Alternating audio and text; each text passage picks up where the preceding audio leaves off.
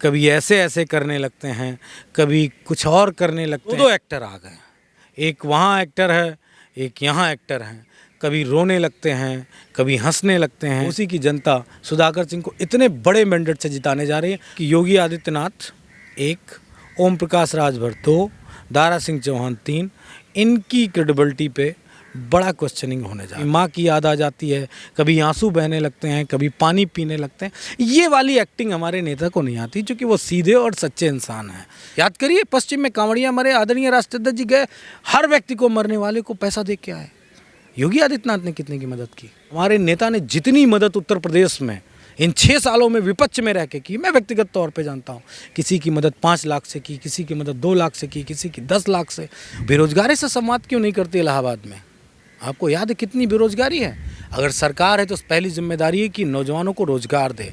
चाहे उन्नाव की बहन हो, उसकी मदद समाजवादी पार्टी ने, हाथरस की बहन हो, कितनी भी घटनाएं उठा के देख लीजिए, पूर्वांचल से लेके और पश्चिम तक, बुंदेल के खंड से लेके रुहेलखंड तक, समाजवादी पार्टी के आदरणीय राष्ट्रीय अध्यक्ष जी ने हर व्यक्ति की मदद की, पार्टी कोष से मदद की, अपनी निधि से मदद की, व्यक्तिगत तौर पर मदद की। मैं आपको दावे से पहले ही भविष्यवाणी कर रहा हूँ, मशीनरी हमारे खिलाफ होगी, चुनाव आयोग हमारे खिलाफ होगा, वहाँ का पूरा पुलिसिया इंतजामात हमारे खिलाफ होगा, लेकिन चुनाव सुधाकर। अखिलेश जी को प्रधानमंत्री के चेहरे के रूप में अगर आपको हम पूछें तो कैसे देखते हैं आप? देखिए, पूरे भारत में अगर सबसे शानदार कोई नेता है नौजवानों के लिए, किसानों के लिए, मजदूरों के लिए, बहनों के लिए, भाइयों के लिए, बुजुर्ग माताओं के लिए, तो वो अखिलेश यादव जी। ये बड़ा नेता मैंने इसलिए कहा कि उत्तर प्रदेश अपने आप में एक देश है, और कई राज्यों की सीटों को मिला लेंगे तब कहीं एक उत्तर प्रदेश बनता है। लोकसभा के लिए सबसे निर्णायक है, उत्तर प्रदेश ही प्रधानमंत्री तय करता है। लेकिन मेरे नेता बहुत ईमानदार हैं और दिल के इतने सच्चे अच्छे हैं, जितना अच्छा शायद ही किसी व्यक्ति ने जो अवतार लिया होगा इस धरती पे, इस पावन धरा पे, उस तरह का व्यक्तित्व तो उनका है। उन्होंने सदैव सच्चाई से कहा। मुझे याद है जब सत्ता थी हमारी और वो मुख्यमंत्री थे, उनसे लॉ एंड ऑर्डर के लिए आप जैसा कोई पत्रकार पूछता था कि उत्तर प्रदेश में लॉ एंड ऑर्डर एक समस्या है, वो कभी इग्नोर नहीं करते, तो कहते थे हाँ बिल्कुल समस्या है।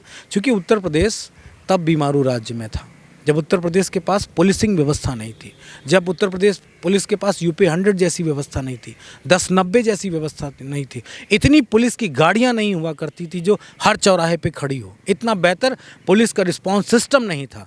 बीमारू राज्य से अगर कोई लेके आए तो वो आदरणीय अखिलेश यादव जी लेके आए। फिर मैं आपको बताऊँ, वो सहज हैं, सरल हैं, मधुर हैं और हर व्यक्ति के दर्द को अपना दर्द समझते हैं। लेकिन उनके अंदर एक कमी है, वो कोई एक्टर नहीं है। जैसा कि आज की भारत की राजनीति में 2 एक्टर आ गए, एक वहाँ एक्टर है, एक यहाँ एक्टर है। कभी रोने लगते हैं, कभी हंसने लगते हैं, कभी ऐसे ऐसे करने लगते हैं, कभी कुछ और करने लगते हैं, कभी माँ की याद आ जाती है, कभी आंसू बहने लगते हैं, कभी पानी पीने लगते हैं। ये वाली एक्टिंग हमारे नेता को नहीं आती, क्योंकि वो सीधे और सच्चे इंसान हैं। इसलिए मैं एक ही बात कहूँगा कि हमारे नेता जैसा भारत में दूसरा कोई नेता नहीं। मैं ये बात इसलिए नहीं कह रहा हूँ मैं समाजवादी पार्टी में हूँ। आप मुझसे कह सकते हैं कि बताइए कोई दूसरा नेता हो जो इस तरह किसी घटना का संज्ञान लेता हो। आप ही ने मुझसे सवाल पूछा, कोरोना ने मदद की। हमारे नेता ने जितनी मदद उत्तर प्रदेश में इन 6 सालों में विपक्ष में रह के की, मैं व्यक्तिगत तौर पे जानता हूँ। किसी की मदद 5 लाख से की, किसी की मदद 2 लाख से की, किसी की 10 लाख से। वो इसी गोमती नगर में एक व्यक्ति मारा गया था, किसी कंपनी का मैनेजर था, याद है आपको, एक सिपाही ने मार दिया था, उसकी मदद समाजवादी पार्टी ने की। आप जितेंद्र यादव की बात करिए, उसकी इनकाउंटर किया गया, मदद समाजवादी पार्टी ने की। झांसी में हमारा वो भाई जिसको पुलिस वाले ने मार दिया, उसकी मदद समाजवादी पार्टी ने की। चाहे उन्नाव की बहन हो, उसकी मदद समाजवादी पार्टी ने, हाथरस की बहन हो, कितनी भी घटनाएं उठा के देख लीजिए, पूर्वांचल से लेके और पश्चिम तक, बुंदेल के खंड से लेके रुहेलखंड तक, समाजवादी पार्टी के आदरणीय राष्ट्रीय अध्यक्ष जी ने हर व्यक्ति की मदद की, पार्टी कोष से मदद की, अपनी निधि से मदद की, व्यक्तिगत तौर पर मदद की। तो ऐसा नेता कहाँ मिलेगा? ये तो योगी आदित्यनाथ। अभी कांवड़िया मरे हैं, याद करिए, पश्चिम में कांवड़िया मरे, आदरणीय राष्ट्रीय अध्यक्ष जी गए, हर व्यक्ति को, मरने वाले को पैसा दे के आए। योगी आदित्यनाथ ने कितने की मदद की? मैं तो सवाल पूछता हूँ। हेलीकॉप्टर से फूल बरसा रहे हैं। वो इसलिए कि तुम कांवड़िया ही बने रहो, तुम एक जागरूक नागरिक मत बनना, सिर्फ पूजा पाठ में ध्यान मगन रहो, जिससे योगी और योगी का धर्म और हिंदुत्व ही समझ में आया आपको। मैं ईश्वर का विरोधी नहीं हूँ, मैं ईश्वर की बातों का विरोधी नहीं, ईश्वर के क्रियाकलापों का विरोधी नहीं, पूजा पाठ का विरोधी नहीं हूँ। लेकिन ये सरकार इन कामों पे इसलिए करती है, बेरोजगारी से संवाद क्यों नहीं करते इलाहाबाद में? आपको याद है कितनी बेरोजगारी है? अगर सरकार है तो पहली जिम्मेदारी है कि नौजवानों को रोजगार दे, उनके ऊपर फूल बरसाती। इसी तरह जब प्रदेश संकट में था तो आपको याद है पूरे देश में वो जो कोरोना वॉरियर्स थे उनके ऊपर भी फूल ऐसे ही डाले जा रहे थे, लेकिन जो मर गए उनको क्या मदद मिली? अच्छा, आखिरी सवाल, घोसी का उपचुनाव बहुत महत्वपूर्ण है। बीजेपी का कहना है कि इस बार भी वहाँ पर कमल का फूल खिलेगा और वहाँ पर समाजवादी पार्टी की जो साइकिल है उसको रोक दिया जाएगा। क्या कैसे देखते हैं चुनाव को? बहुत महत्वपूर्ण है, सेमीफाइनल दिखाई दे रहा है एक तरीके से। बीजेपी घबराई है घोसी के चुनाव से। अभी हमारी पार्टी के एक नेता को तोड़ के ले गई, ओम प्रकाश राजभर, और हमारी ही पार्टी के जो विधायक थे उनको लेके गई है। मुझे ऐसा महसूस होता है कि हजारों से हारेंगे मौजूदा सरकार के प्रत्याशी जो हैं दारा सिंह चौहान जी, क्योंकि ये जो चुनाव है वहाँ की जनता लड़ रही है।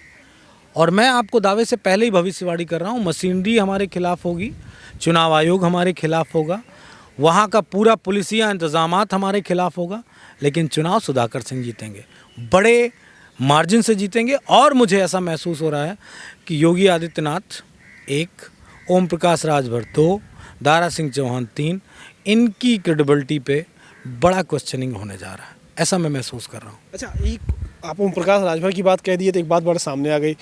वो एक विशेष जाति को लेकर कमेंट कर रहे हैं आजकल और कह रहे हैं हमने तो सही कह दिया था। पूरे भारत में अगर कार्टूनिस्ट नेता कोई हो गया, मैं बचपन में बड़ी कॉमिक से पढ़ता था, तो अब ओम प्रकाश राजभर जी कार्टूनिस्ट नेता हो गए। वो हंसी मजाक वाली राजनीति करते हैं, वो किसी भी नेता को कहीं भी गाली दे सकते हैं, किसी भी नेता, चाहे वो प्रधानमंत्री हो, चाहे मुख्यमंत्री हो, चाहे कोई पूर्व मुख्यमंत्री, उसको कुछ भी कह सकते हैं। और वो सिर्फ इसलिए कर रहे हैं कि मीडिया में वो बने रहें और उनकी पार्टी का अस्तित्व बना रहे। लेकिन मैं मीडिया को भी कहना चाहूँगा, पूरे उत्तर प्रदेश में इतना समाजवादी पार्टी को मीडिया ने स्पेस नहीं दिया जितना ओम प्रकाश राजभर को दिया।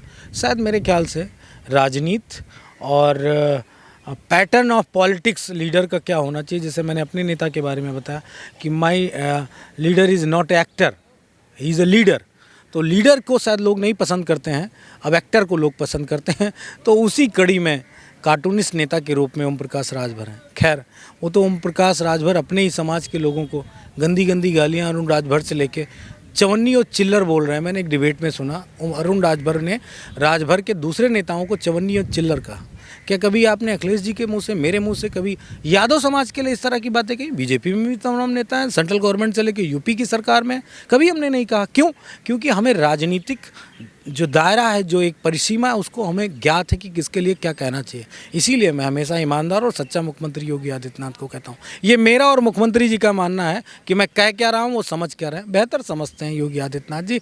और मैं एक ही बात कहूँगा और अग्रिम बधाई मैं दूँगा कि घोसी की जनता को मेरी बहुत बहुत बधाई।